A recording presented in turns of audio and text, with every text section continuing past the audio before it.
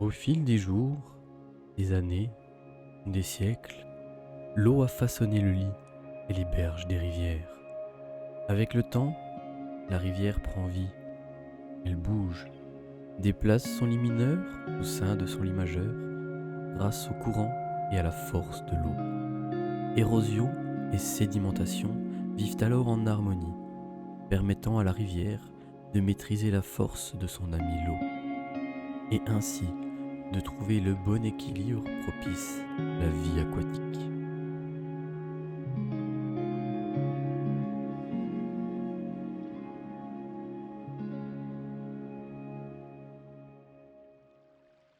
Bonjour et bienvenue sur le monde de l'hydrobiologie. Aujourd'hui, on va parler morphologie des cours d'eau, aussi appelée hydromorphologie.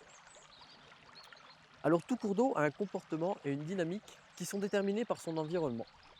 Il façonne son lit et les territoires sur des échelles géologiques à microscopiques. La forme de son lit, de ses berges, ses sédiments, la végétation qui l'entoure ou la végétation aquatique, ou encore ses annexes hydrauliques sont autant de composantes des habitats d'espèces animales et végétales qui lui sont inféodées. Alors commençons par quelques définitions. Souvent, quand on entend parler cours d'eau, on entend les termes lit mineur et lit majeur.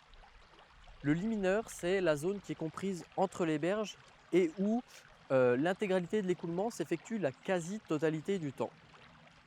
Le lit mineur, lui, c'est la zone maximale que va pouvoir occuper un cours d'eau et on peut le voir généralement en période de crue. On entend également le terme parfois de lit d'étiage. Le lit d'étiage, c'est la zone du cours d'eau qui va être tout le temps en eau. On l'appelle aussi lit d'été. Maintenant, la morphologie. Elle correspond en fait aux caractéristiques physiques du cours d'eau, c'est-à-dire le profil en long et le profil en travers. Quand je parle de profil en long, je fais référence justement aux méandres des cours d'eau et plus généralement à la forme que prend le cours d'eau, sa sinuosité. Le profil en travers, lui, il correspond à la largeur du cours d'eau, sa hauteur d'eau et la pente, etc. etc. Ces profils vont évoluer d'amont en aval, mais aussi de façon transversale, et c'est ce qu'on va appeler les faciès d'écoulement. On y reviendra justement juste après. Ainsi, des têtes de bassin jusqu'aux estuaires, on observe une évolution des caractéristiques morphologiques, mais aussi des caractéristiques hydrauliques. Cette évolution des caractéristiques morphologiques détermine la répartition des communautés biologiques selon un gradient amont-aval. Justement, on reviendra sur cette répartition biologique le long des cours d'eau sur une vidéo justement qu'on parlera plus précisément. Ça sera la vidéo sur la typologie des cours d'eau. Cette morphologie, elle est fonction d'un certain nombre de composantes environnementales.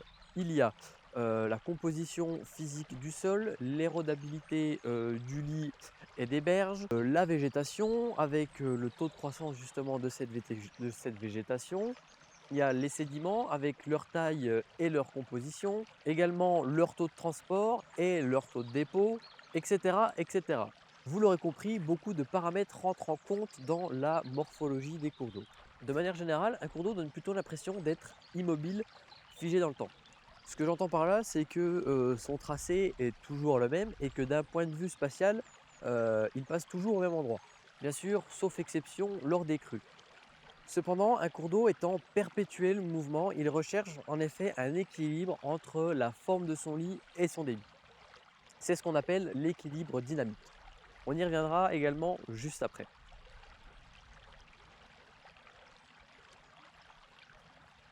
Alors si on observe bien un cours d'eau, on va s'apercevoir en fait qu'il est composé d'une succession de faciès qui vont se répéter.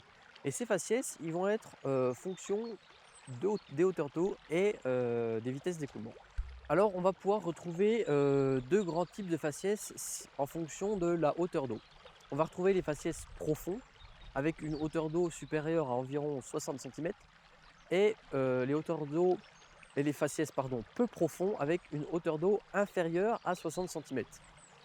Maintenant, si on se base sur la vitesse d'écoulement, on va pouvoir différencier également deux types de faciès. Les faciès lentiques, dont la vitesse d'écoulement est relativement faible, inférieure à 30 cm/s, et à l'inverse, les faciès lotiques, dont la vitesse est plus élevée supérieur à environ 30 centimètres secondes.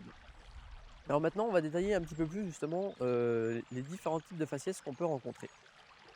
Alors, dans les faciès les plus courants, on va retrouver dans les zones lentiques les mouilles, c'est-à-dire un faciès très profond, à faible courant, et on va retrouver généralement un sédiment type sable, limon.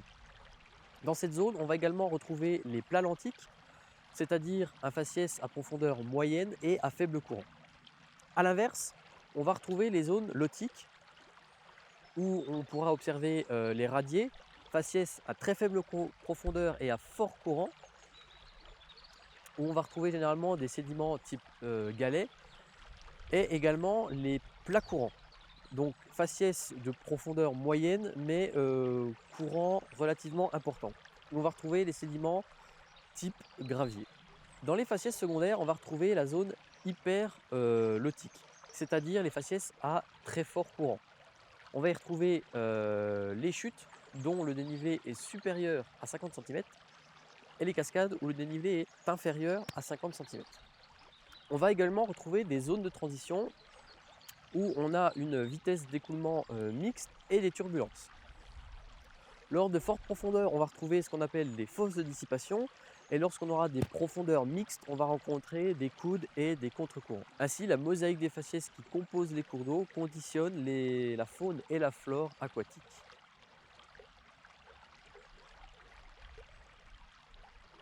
Ces différents faciès sont le fruit en fait d'une recherche perpétuelle d'un équilibre entre les phénomènes d'érosion et de sédimentation des rivières afin de maîtriser leur énergie.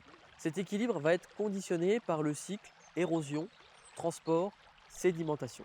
On parle alors d'équilibre dynamique. Pour atteindre cet équilibre, elle va jouer sur sa puissance, c'est-à-dire le débit liquide, et son travail, c'est-à-dire le débit solide.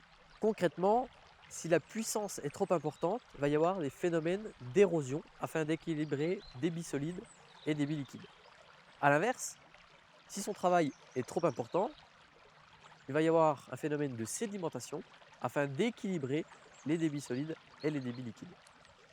Un cours d'eau est donc un ensemble mobile en remaniement continuel qui sort de son lit, voit son lit mineur se déplacer, emprunte des voies d'eau nouvelles, transporte des sédiments ou en dépose, des nouveaux bras se forment pendant que d'autres sont abandonnés. Les méandres se déplacent, se modifient, etc. etc. Ainsi, cette recherche d'équilibre amène le cours d'eau à se déplacer dans la vallée. C'est pourquoi il est primordial de préserver un espace de mobilité pour les cours d'eau afin qu'ils puissent se déplacer et méandrer à sa guise.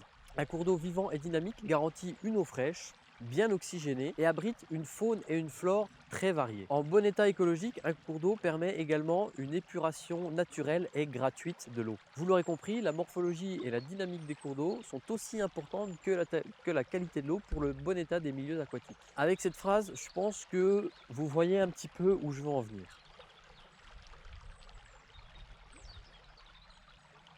Malheureusement, en cherchant à maîtriser les débits, les phénomènes d'érosion, se protéger des crues, mais aussi pour faciliter le transport ou simplement pour occuper l'espace, l'homme a profondément modifié la morphologie de ces cours d'eau. Déplacement du lit, mise en biais, suppression des méandres, recalibrage, rectification, curage, coupe à blanc, etc., etc.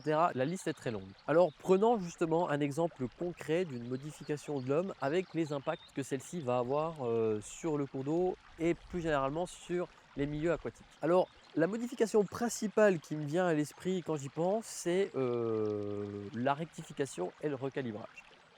Alors, qu'est-ce que la rectification et le recalibrage d'un cours d'eau? Dans les années 60, il y a une nouvelle politique qui arrive, la politique agricole commune. Et l'objectif, c'est d'augmenter la production.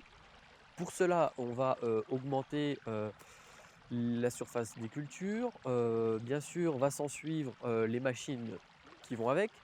Mais malheureusement, c'est pas facile de cultiver un champ avec ces nouvelles machines quand on a un joli petit ruisseau qui passe au milieu du champ et en plus celui-là malheureusement il a tendance à faire de jolis méandres.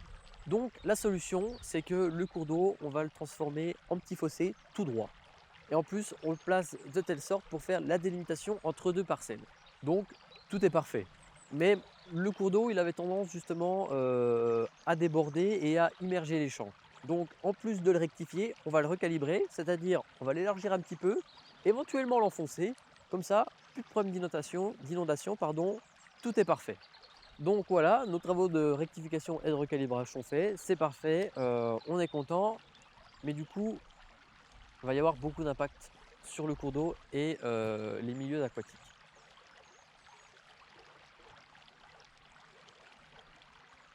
Premièrement, les faciès et les berges deviennent homogènes, ce qui va se traduire par une banalisation des habitats aquatiques. Dans un second temps, l'élargissement et le creusement du lit, lui, va se traduire par une atténuation des vitesses et des débits, et également un étalement de la lame d'eau en période estivale. Pardon. Ce qui va provoquer un envasement du lit, mais aussi malheureusement une augmentation des températures et une désoxygénation de l'eau. Le ruisseau a donc perdu son pouvoir d'auto-épurateur.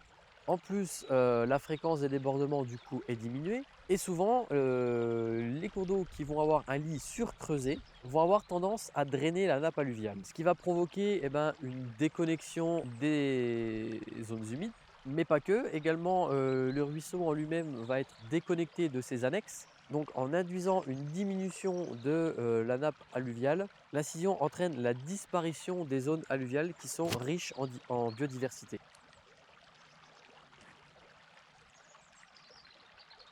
Alors là, ce que je viens de vous montrer, ce sont des grosses modifications sur les cours d'eau.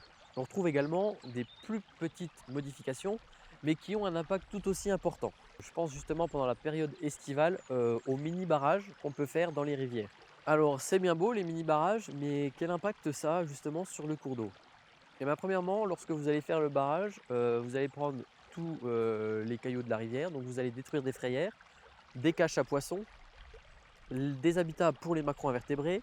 Le barrage en lui-même va créer un ouvrage infranchissable sur le cours d'eau, mais également entre le cours d'eau et ses affluents parfois. En plus de cela, ça va modifier la vitesse de courant, ce qui va avoir comme impact une hausse de la température, mais également une désoxygénation de l'eau, etc., etc.